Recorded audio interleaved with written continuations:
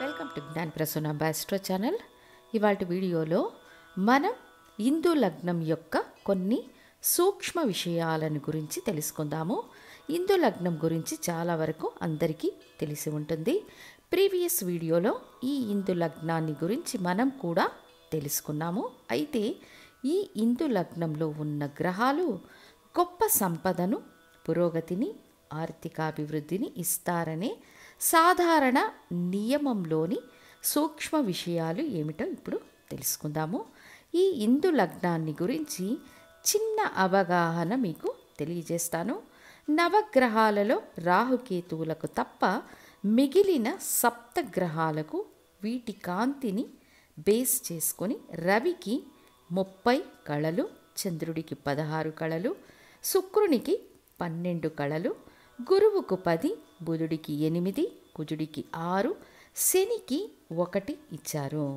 ఈ హిందూ లగ్నాన్ని ఎలా అంచనా వేస్తారు అంటే, లగ్నానికి 9వ స్థానాధిపతికి ఇచ్చిన సంఖ్యను, రాశికి 9వ స్థానాధిపతికి ఇచ్చిన సంఖ్యను కూడి దాని నుండి 12ను తీసివేస్తే మిగిలిన సంఖ్యను రాశి నుండి లెక్కించి చివరిగా ఏ స్థానం వస్తుందో అది మీ హిందూ లగ్నం అని అర్థం.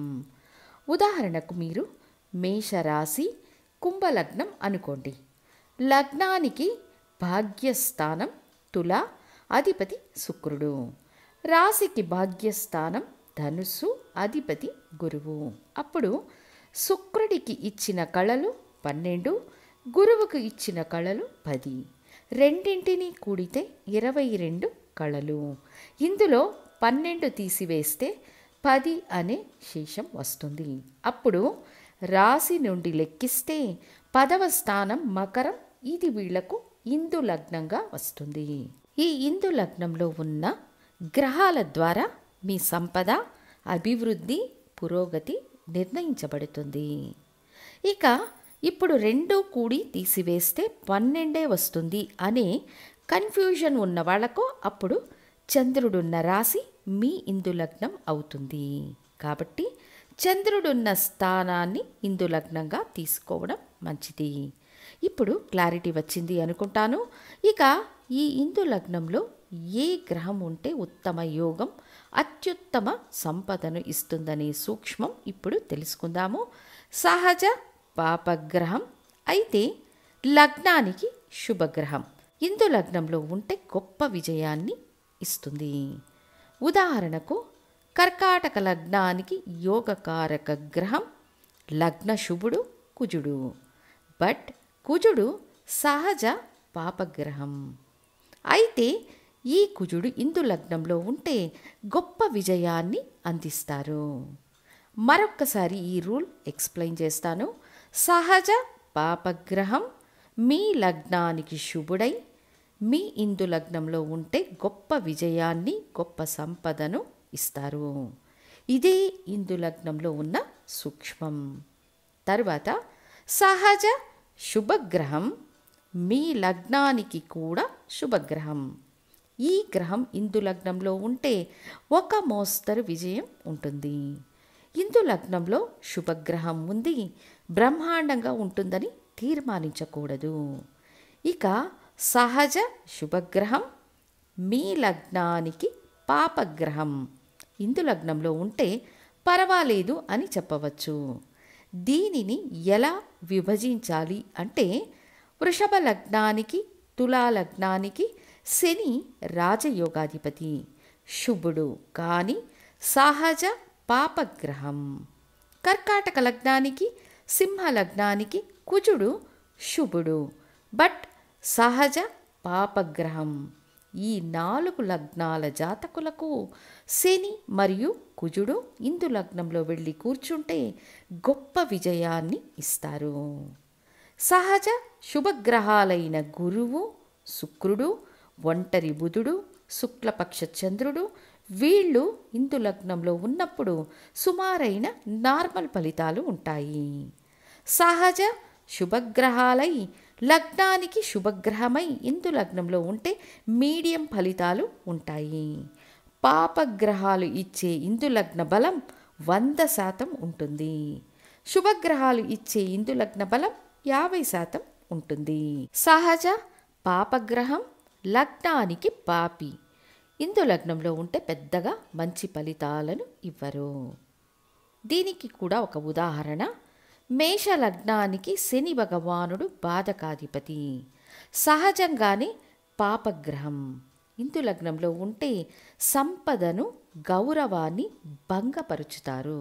ఇది కాక ముఖ్యంగా రాహువు ఇందు లగ్నంలో ఉండకూడదు.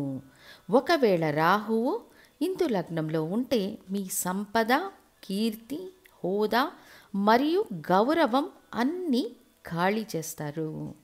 సో ఇందు లగ్నం లెక్కించడానికి ఇన్ని సూక్ష్మ విషయాలు ఉంటాయి.